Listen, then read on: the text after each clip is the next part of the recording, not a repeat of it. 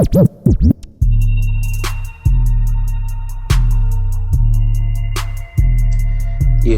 Welcome to the Dopamine Podcast, where we interview entrepreneurs and other interesting people, man. Shoot, I'm waiting for my guy Marcus to come on here. He's a brand strategist, you know what I'm saying? He finna come spit some game. So I already invited him to the convo. He gonna tell you about what he do. I don't really want to give it away too much, though. You know what I'm saying? I'm glad y'all here with me today, though, man. You see where I'm at in the Young Dungeon. This is the new studio for right now. Yeah. So, you know what I'm saying? Fucks with me, man. It's gonna be, we'll have a good time, man. We'll have a good time. Just tune in. Stay tuned, man. You hear me? Yeah. Yeah, what's going on, man? How you feeling, boss? Man, can't call it, man. One day at a time these days, man. Okay, you see, you see my little setup. You see my little setup right here. I can't knock it, bro. I can't knock it. I'm just trying something out, man. Just trying something out. You know what I mean? Now's the time, man. Now's the time to try it out. Shit, you know everybody on their phones anyway, right now. Yeah, I'm doing this off my MacBook Air, and I got my little blue snowball. You know, my little blue mic. You know, set up and everything. Little ring light. You know what I mean? Yeah, I feel, yeah, for sure, man. You know what I'm saying? So what you got going on? Oh man. Shoot, right now I'm just pretty much doing this podcast, and I just did a photo shoot. Actually, I actually did a real good photo shoot off of my iPhone. Actually, you know, because I was looking at a YouTube video, and they were talking about how a lot of people think, like, you know, megapixels is a big thing, and this guy was showing that he did this big ass billboard with only a 2 megapixel camera, basically. You know what I mean? So he was like, people always talking about you need the most megapixels, this and that, and everything, blah blah blah. You know what I'm saying? But pretty much though, I just wanted to get some game from you and let my audience know, you know, let them know pretty much what it is, what you do, and how they can benefit from your service. I want to get like a good, you know, a good intro from you, and then I got a couple of questions I want to ask you. You know what I mean? Okay, cool. So with me, I'm what they call a brand strategist, which is a fancy ass word for just saying, I walk people through strategies to build awareness on social media, essentially. And, you know, each platform is a different game. IG works differently. Facebook works differently. Snapchat, you know what I'm saying? How to grow, how to navigate through is a little different. So I just help people customize strategies to get what they need from social, whether if they're trying to sell something, if they're just trying to get people to know who they are, whatever it is, we kind of walk through those strategies. So and I do, you know, Facebook ads, stuff like that for different clients, real estate, so on and so forth. So consulting, basically, huh? Pretty much. And it's not even all the consulting side, because like some clients, I actually run the Facebook accounts for them. Oh, okay. So I actually do some of the management too. As far as like helping them with the promotion ads and all that stuff. Right. If you ever, you know, ran an ad, you know, most people are familiar with Facebook or Instagram ads by the little boosted posts, but that's only about 10% of the full capability of their ad setup. Okay. So on that side, it's a little bit more dynamic. There's a lot more steps, and a lot of people don't have the time or patience to kind of dig into that and then get good at that. So I've done the work for them. So I just kind of navigate that for them on their behalf. So I guess like, well, what inspired you to get into that then, you know? Well, it's funny. It all started from my Instagram page. I was pretty much just a fat dude trying to lose weight. And I was tracking my fitness progress like, you know, millions of other people. And then about a year or two in, I was like, you know what? I'm spending a lot of time on these videos, spending a lot of time responding back to people. Let me see what I can turn this into. I mean, I see everybody else sipping lattes over the beach. I want to figure out, like, okay, what's going on? So when I made that mental shift, I was like, okay, in order for me to get good at trying to make this into something, I got to know more about the inner workings of how people are getting their content ahead of mine. Like, okay, you know, you'll see a preteen girl putting on lip gloss, don't want to be on camera, 10,000 views, and you see a dude flipping over a car, pulling a diesel, only 100, and you're like, okay, how does that work? How does that get So viral, basically, huh? right. So I wanted to know, mostly for self-interest of getting my stuff ahead, like what are they doing that I don't know? So I spent about 2 years digging behind the scenes to try to understand more about why that was going on and what was all the contributing factors for that. And that's what kind of led me into marketing. Okay. So what advice can you give entrepreneurs who like having a hard time believing in themselves, I guess? Um, Talk to I can, them, hit you up. but Tell them to hit you up pretty much. no, figure it out, then hit me up. Yeah. Because like a lot of that is self-awareness of what you want, and then what are you looking to do, and then what are you good at? Like, you know what I'm saying? Like, hey, I want to be an astronaut, but like my dude, like, are you actually good at that? You know what I'm saying? So you got to kind of do that inner work to kind of know what you can possibly turn into something, and then go through the mechanics of how to get that done. But as far as the entrepreneur that might struggle with the motivation or the aspect of trying to figuring out like how to do something, create their own lane.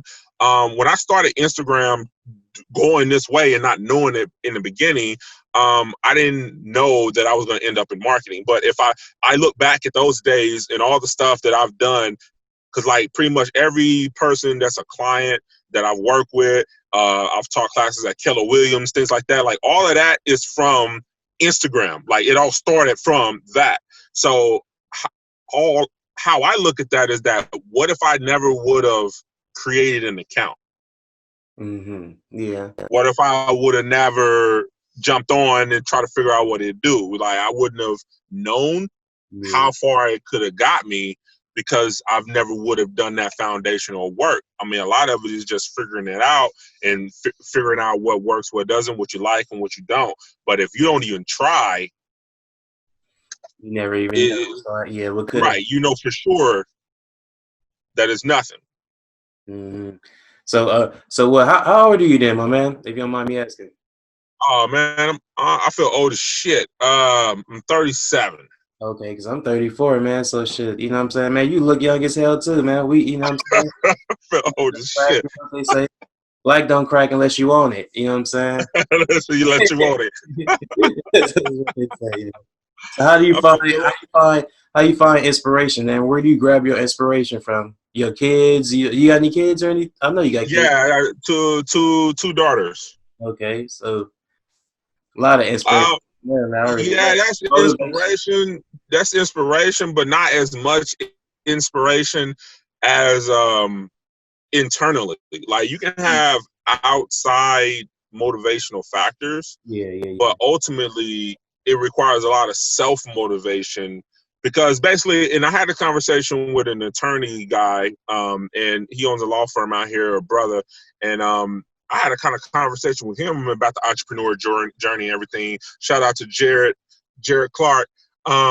With that, we came to the conclusion like, hey, if you're basically trying to materialize something that no one else can see, you're trying to make something happen only you see in your head. So in the beginning, you got to be a little off in order for you to even say, I think, even though I have no evidence, no support, no money, no idea of how I'm gonna make this happen, but I think I can do this. Like you got to be a little bit self-motivated in that sense to kind of have that foundational work. So therefore, if you get the extra motivational factors, family, kids, things like that keep you going, that's cool. But if those outside contributing factors are not there, can you still push through internally? Because that's the difference between you trying to get to the next level and the next person trying to get to the next level. Because as you think about it, almost 99% of the things around us came from something that, you know, somebody's mind. Somebody fucking thought up, bro. Like, I don't know. I think my wife would say it's because I'm a little narcissist or whatever. But the way I see shit is like, hey, if This motherfucker speaking on stage, making $100,000 for an hour. What makes that motherfucker better than me? Exactly. And that's just how I see it. So I'm like, okay, it's not a matter of talent all the time. It's not a matter of resources all the time, even though that can be a factor. What has that person done, or what set of circumstances allow this person to get here? And then that's when I go into dissecting, okay, to get here is more chess at that point. Mm-hmm. So that's how I see, like, how I want to get things done, like what steps and what pieces. Because what good is an opportunity if you're not in position to take advantage of it? Yeah, exactly. So yeah, there's plenty of opportunities all day long, but I mean, are you in position to capitalize on that? Perfect example right now with the Corona stuff going on. Okay, so there's a separation between those that don't have it and trying to get support to stay afloat, everything stay on track. And then there's a percentage of people that are not worried by this because they're in position that it don't matter. Yeah. So like, it's a big divide. So if that's the case, and how I see the strategy part of it, if in life, whether it's the recession in 2008 or 9/11 or any of these kind of mega serious events that kind of cause panic throughout, our civilization, somebody made millions of dollars from that. Even they generated from the fear. Yeah. It's not even if they had something to do with it or not. Let's say they didn't have anything to do with it, but now there's an opportunity. Because think about it. Right now, they're calculating that over 110,000 restaurants that won't reopen their doors. How much less competition you think that is on the other side? Yeah, it's a lot. Right now, airlines are threatening to go out of business. How many won't make it to the other side? So you got to look at this kind of like a strategy game.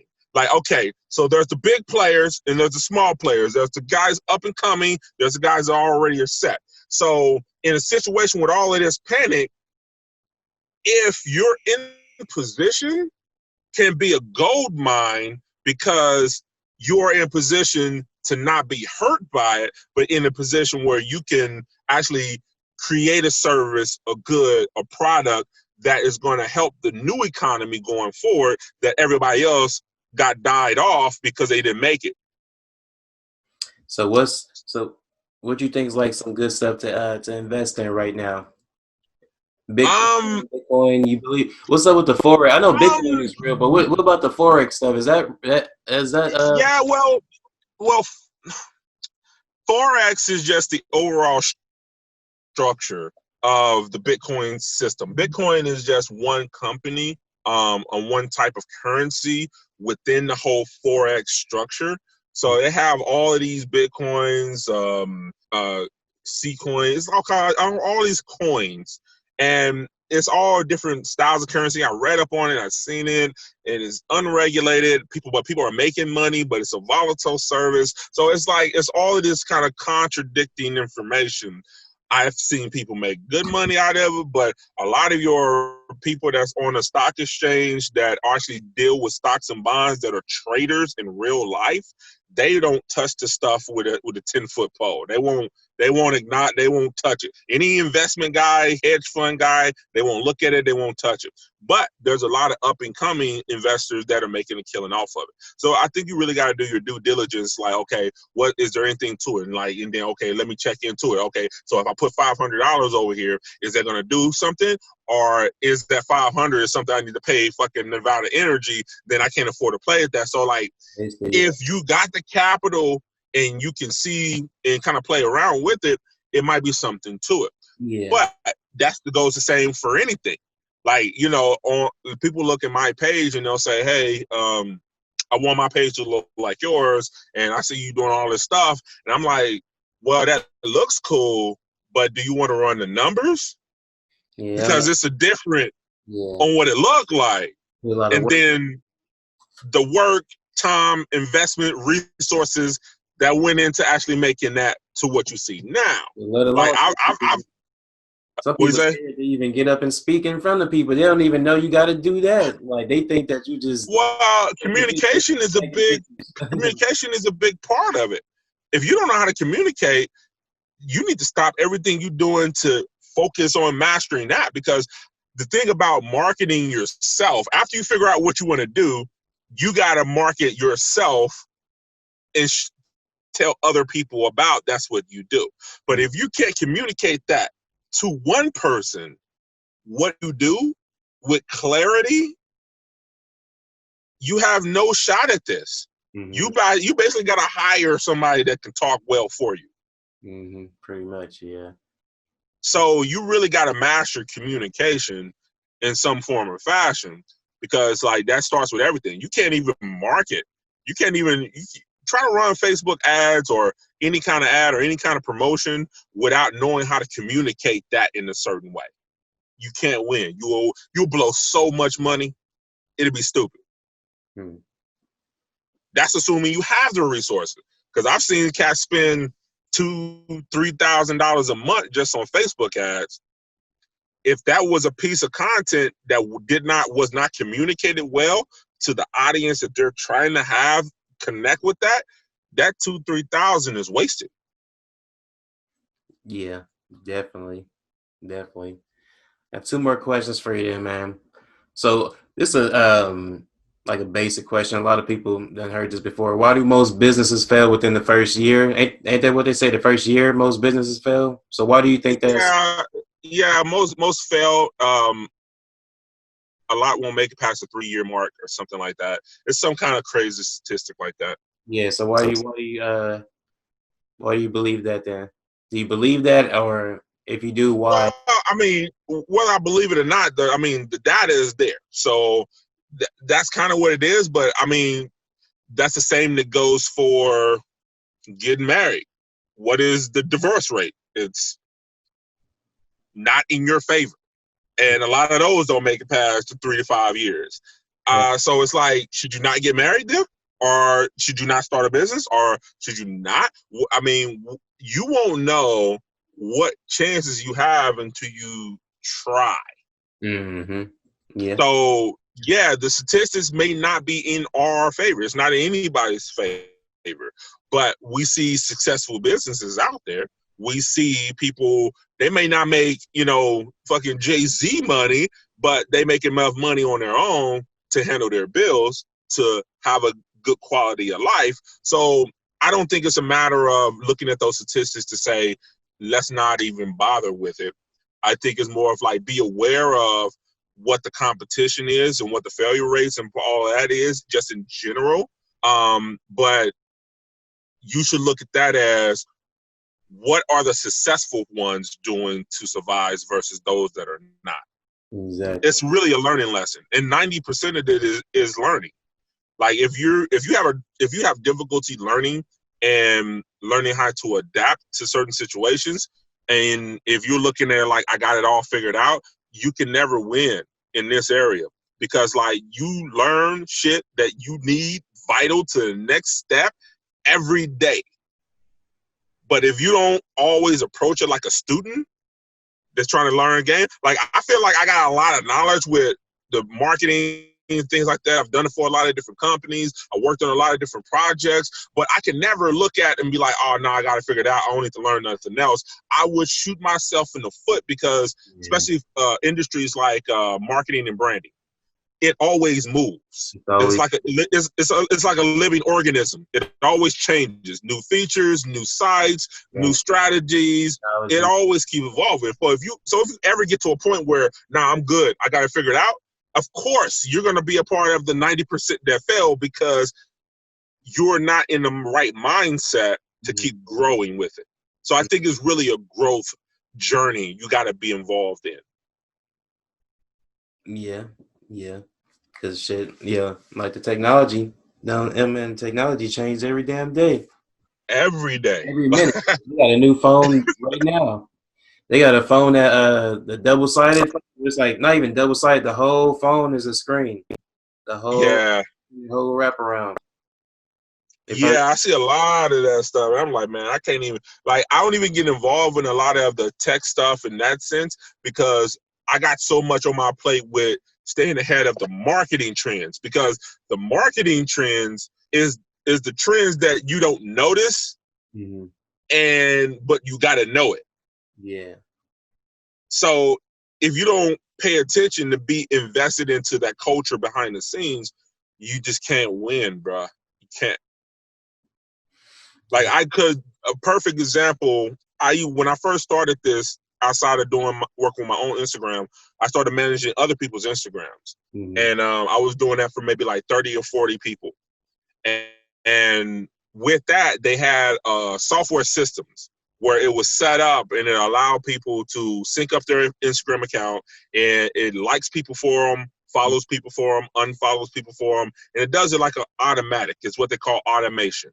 Now, I discovered that with doing my own stuff, and then when I figured it out, I started doing helping other people get theirs and grow their presence and shit. Now, if I would have stayed with that, because in June 2019, Facebook came in and killed all of those software assistants. So if all I learned was that game, the end of me doing marketing is right there. Yeah. But I had to evolve and figure out, okay, how to do it on Facebook. Like, okay, what are the new strategies on? What's the paid ad side? Okay, what's the PR side? Like, what's the radio side? I got to look at all these different aspects. But every time I go into a new aspect of the marketing game, it's a learning curve. You now have to relearn how to do that correctly. Yeah. And that's going to keep happening. Yeah. So no, I didn't ask you that. Where do you find I guess I asked you where you find inspiration from already. I asked you that already. Um what makes a brand I asked you that already. Yeah. Unique? What makes a brand unique and stand out from other brands then? Individual personality. Now, this can a little vary depending on if you're talking about a personal brand based around a person Mm-hmm. and then a company brand, which both would overlap and still have an individual identity that's unique to them. But on a personal brand, it's more about basing your personal concept of your branding marketing around you as a person. Mm-hmm. Yeah. Because once you do that, no one can replicate that. Once you master how to communicate your message, who authentically you are in real life, Mm-hmm. you can do that all day long, little effort, and then once they fall in love with that, you can't get that from anywhere else. And that's the same with a company brand where you're creating an identity. It's not based off the person, but you're still basing it off of branding concepts and content around their own personality of the brand. The people involved in that brand. So in a company brand, you can talk about the people in the brand, the behind the scenes of how they got there. It can be, their slogan, or if they're into fitness, it can be, why fitness matters. There's all kinds of different aspects you can tell your story to create your own identity within a brand. It's really about being authentically unique is the key factors on both sides. Definitely. So for sure, man, what you got going for the future, or tell the people where they can find you at, man. You know what I mean? Uh what you got for going on? me, man, I'm still on the consulting side, and I've been doing that for a lot of different companies, mostly in real estate right now. So my strategy right now is I am actually gonna spend a lot more money. I got a course that I'm building out only for the real estate community because I notice a lot of realtors, they're on social media, but they're not in social media, which means like they're not putting stuff up that people feel like they know them. Because branding is all about connectability. If you're putting content out and people don't get more insight to who you are as a real person, Mm-hmm. that's a wasted piece of content. Pretty much. Because the overall objective is to feel like they know you and feel like they're connected to what you're doing. Because if not, you're a commodity. And what happens with a commodity? When you get a cheaper rate, they're gone. Mm-hmm. Yeah. Versus, hey, you know what I'm saying? KB, like you the homie. Like, so if you doing something and good at something, I want to check you out first before somebody, Yelp reviews. You know what I mean? And that's really what social media is intended, is to build that rapport online. So therefore, if someone needs your service, it's like a friend that is really good at that service instead of just a person just trying to promote their service, but they don't have any connectability to who they are and what they do. Exactly. I feel exactly what you're saying, man. I definitely need to get with you once I get this get my stuff jumping up more, you know what I mean? Get some consulting advice from you, man. Because you already gave me advice. You gave me some advice before you told me how I need to. You said, well, before the whole Corona thing, you said get out there, man. So you need to get out there and hit the clubs up, anything, pass out. Yeah, everything. And what I ended up doing is I started doing like because nobody didn't know who I was outside of social media. Once I decided to go down this lane, I knew people didn't know who I was. So once my numbers started getting good and I got a lot of people in Vegas that's following me, I just started meeting people for free. Like, okay, you want to set with me? You feel like I can answer a question, whatever. So my time, my gas, I go meet. I did that like over 70 meetings a year for like 2 years straight. Mm-hmm. Just meeting with people. But that word of mouth added so much more value to what I'm doing online. But that's the key, though, right there. That free stuff. A lot of people don't know, man. You get a lot of free stuff. Right there. No, I'm talking about. No, I'm serious. When you do shit for free, you get a lot of gain because a lot of time prosperity happen for you. Man, you meet people. You know what I'm saying? You get a lot of gain because you're doing what you want to do. You're doing what you want to do at the same time. The other person might not know that, but you like, I'm gonna get them this meeting for free because I'm finna get a lot of knowledge from this too, and it's gonna help me build up more confidence in what I'm doing more and more knowledge of what I'm doing more. I mean, that's what I'll be using it for. You know what I'm saying? Well, it's an authentic way to do that without feeling like you're trying to get over on the next person or whatever. No, I don't necessarily feel like that. It's just a way for me to It's a strategy. What I do is I tell people, I was like, listen, I'll give you the game for free. What I've been bumping my head against the wall for the last 3 years to figure out, I tell you for free. Because the way I see it, if I give you some information you can use that can help you get to where you want to be in life, the reward in that is that you will know somebody and somebody asks you about me, you'll have nothing but good things to say about me. So that's worth more to me than what I can charge for this meeting. And I just tell them flat out. And everybody like, true, all right, yeah, that's, you know what I'm saying? So I'm really upfront about it to kind of let people know, like, yeah, it's a mutual benefit for me, even though I'm giving you this free knowledge. The benefit is if you like what you hear, you're going to remember this. Yeah, I got it. Definitely, man. So drop your Instagram, man. I'm gonna have it at the bottom right here anyway, but drop your Instagram for people where they can find you at and everything, man.